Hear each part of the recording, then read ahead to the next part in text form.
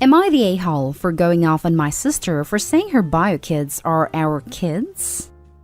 So, my older sister has 5 kids by different men. Her first child was abandoned to my mother shortly after birth. Her second child was attempted to be given to a co-worker at 9 months old. Attempted, as in the co-worker offered to babysit the kid, but was surprised when she got baby's diaper bag with birth certificate, social security card, and a note saying, "You keep the little witch, I don't want her." Social services ended up getting involved, and my mother got her as well. Next 2 children are with both of their wonderful dads, and 5th is currently with her after the dad kicked them both out. From the entire time my mom had the kids, my sister never once visited, or specifically, called about them. She'd call sharing some news, then as an afterthought she would ask about the first kid, but never the second, before she hung up the phone. My mom died a year ago and my husband and I offered to take the 2 now teenagers. My sister was all for it. She came around and talked to them for a little bit, filled their heads with stories of how she tried everything she could to be with them, and pretty much telling them that she wasn't in their lives because a series of unfortunate events. So, we have the kids now for a year, and during this time my sister has made efforts to ask about them. She has bought them gifts, and she occasionally Skyped with them. I will mention though that I allowed their relationship to grow as long as all 3 parties were okay with it. At first, I would set up awkward Skype calls where they all tried to get to know each other once a week. After a couple months, I told everyone that I won't be setting it up anymore, that they are free to talk to each other whenever they'd like, without feeling pressured. After that, things kind of just went cold, and the kids said they just don't feel comfortable with it. The last factor to take in consideration is this. When my husband and I were filing paperwork, my sister looked over the form, and she said she agrees to everything on the form.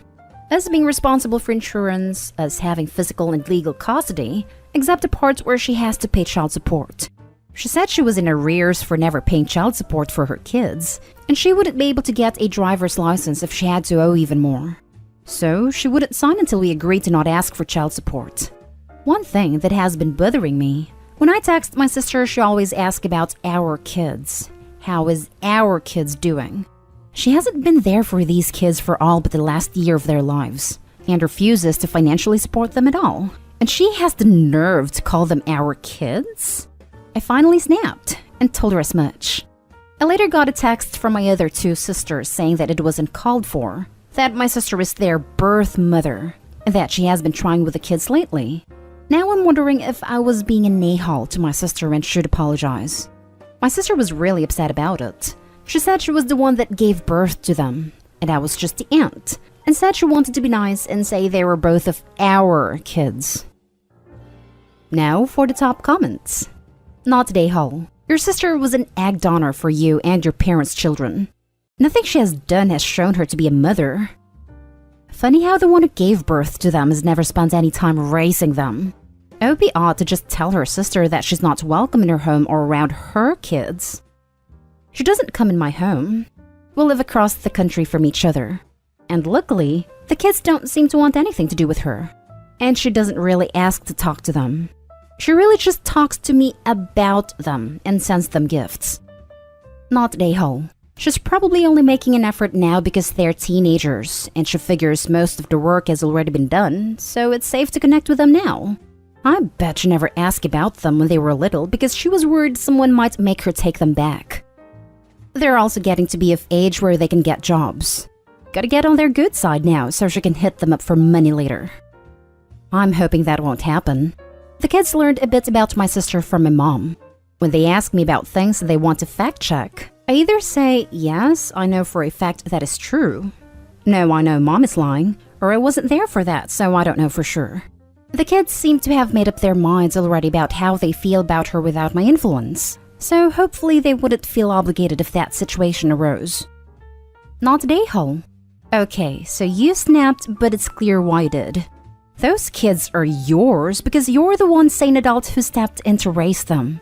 To heck with what your sisters and their texts are saying. They aren't the ones raising someone else's children. They can say whatever they want, but you are still the better person. Good on you for being there for those kids. Thank you. I really appreciate hearing that. After everyone turned on me, I started to really feel horrible. I felt like I had no right to be upset at my sister who is trying to get back in their lives. Next story. Am I the a-hole for telling my partner that my stepson spends too much time at our home and his mother needs to make more of an effort? Okay, so I've been dating this guy now for nearly 8 months. We've been living together for 2. Everything was going great and we're like best friends and have so much in common. But his 4-year-old son is now proving to be a bit of a strain on our relationship, and I feel like I can't take him anywhere. His son throws tantrums, slams doors when he doesn't get what he wants, smashing the glass on my sister's door. When we buy him things, he says, "I didn't want that," or "I don't like it." When we take him to a store, he picks up everything he sees and throws tantrums when he doesn't get them. Spits his food out when we cook for him, tells us he doesn't like us, making my 7-year-old niece cry when he says horrible things to her as well as throwing her things off of our balcony, etc. He's a nightmare. Let me just add that his dad always has to buy him new toys every time he takes him out, which I told him he shouldn't. His mother is now treating us like a daycare. And she had him for 1 day last week and having him for 2 next week, while she goes on holiday with her new boyfriend and going out with friends. My partner is now currently unemployed, and I'm the main breadwinner and struggling to support all 3 of us due to having to buy extra food and more gas and electric usage. I'm also woken up at 7 a.m. every Saturday and Sunday because my stepson wants the iPad charging or more games downloading, when weekends are supposed to be my time after working all day Monday to Friday. I don't finish until 8 p.m. I told my partner this has to stop, and my place cannot be treated like a daycare. He needs to either A, take him out weekends, or B, rotate it so we have him every other weekend. I feel like my life has been taken over as well as my apartment, as his son has his own bedroom and my things have been taken out of drawers and placed into plastic bags which I'm now living out of. My partner is struggling being away from his son, and I feel horrible for giving him ultimatums. But I feel I need to look after myself too, as I never did in my last relationship. I suffer from depression and anxiety, and I feel this whole living situation is making things worse. Am I the a-hole?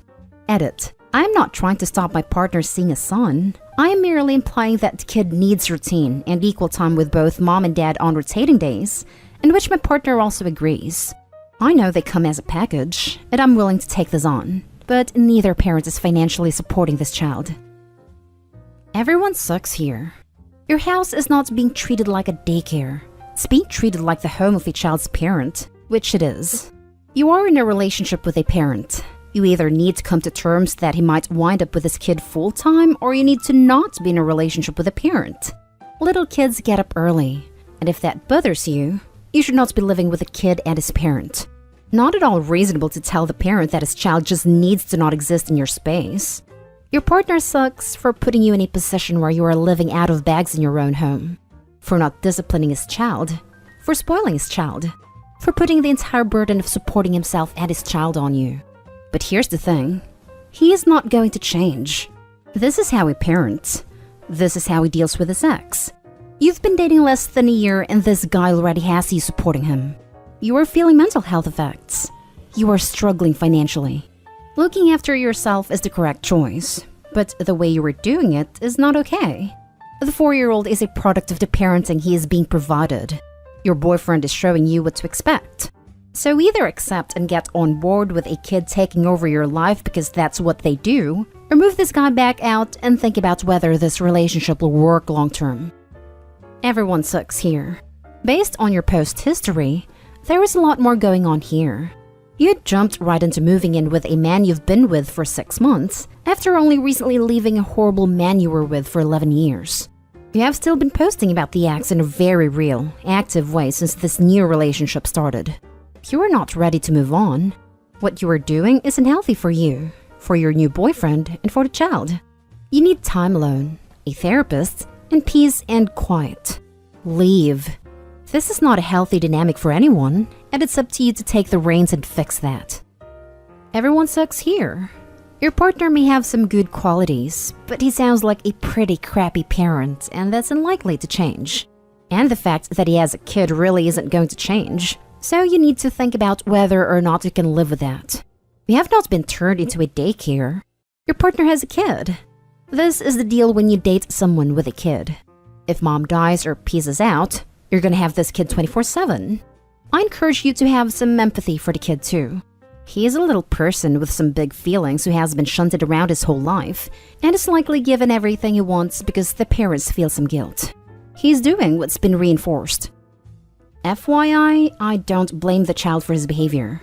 His behavior is down to the parents, and I believe he needs some stability in his life. I hope you realize that having him and your partner move in when you only knew him for 6 months is likely a big factor in this lack of stability. I'm going to have a word with my partner tonight. I was happy leaving it 12 months before meeting a son, but my partner couldn't wait that long. Now for the next story. Am I the a-hole because I didn't want to keep giving my sister money? I'm 19 female and I recently started a new temporary job a few weeks ago that I love. I finally heard back from this field trip instructor / teaching assistant job where I help at the school and they pay me and everybody $16 per hour because of the travel and hard work.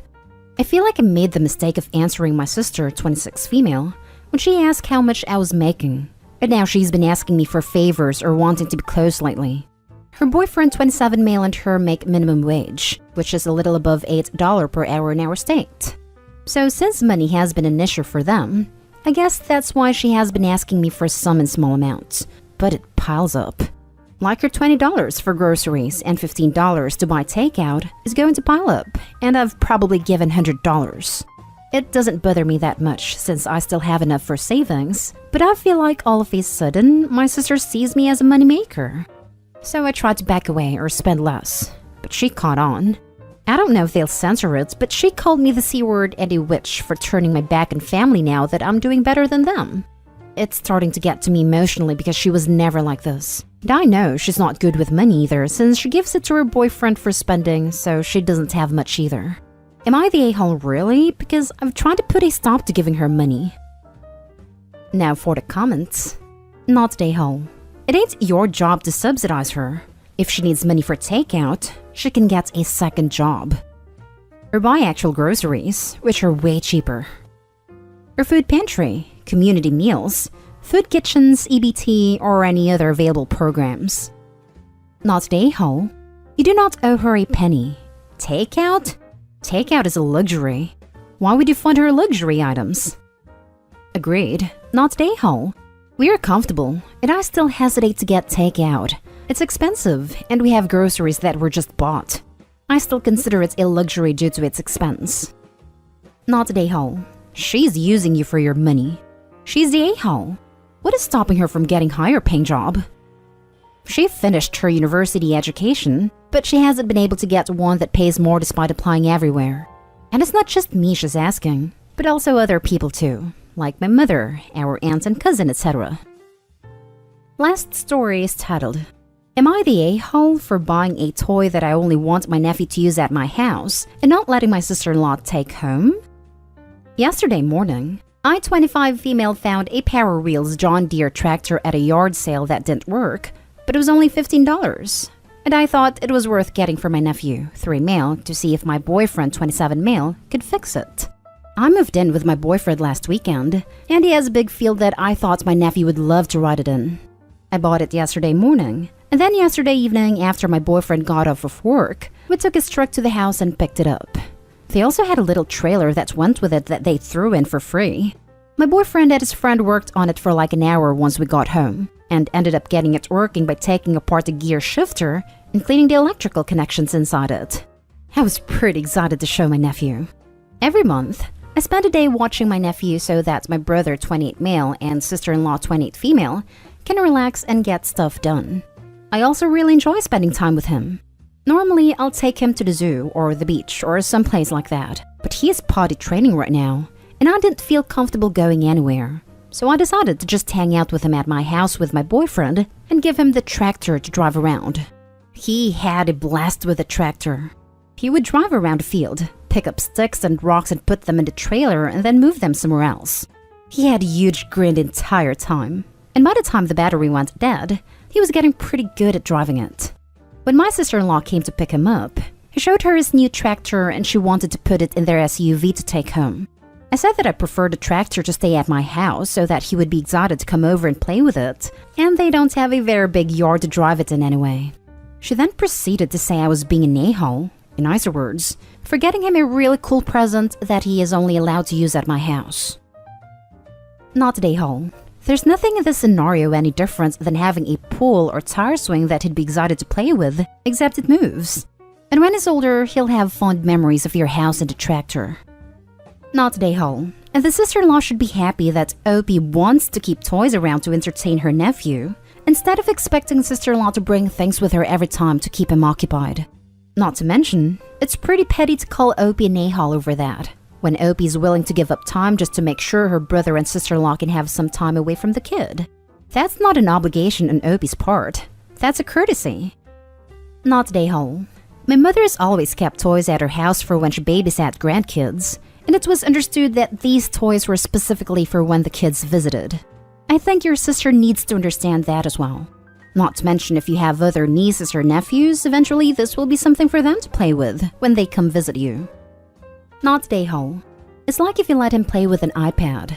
That's something he can do when he visits your house, and obviously isn't something he gets to take home because he likes it so much.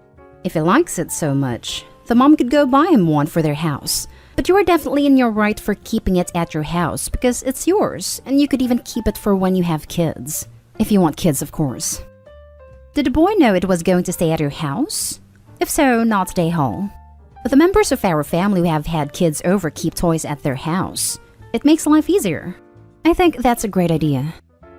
I didn't really present it as a gift or anything to him.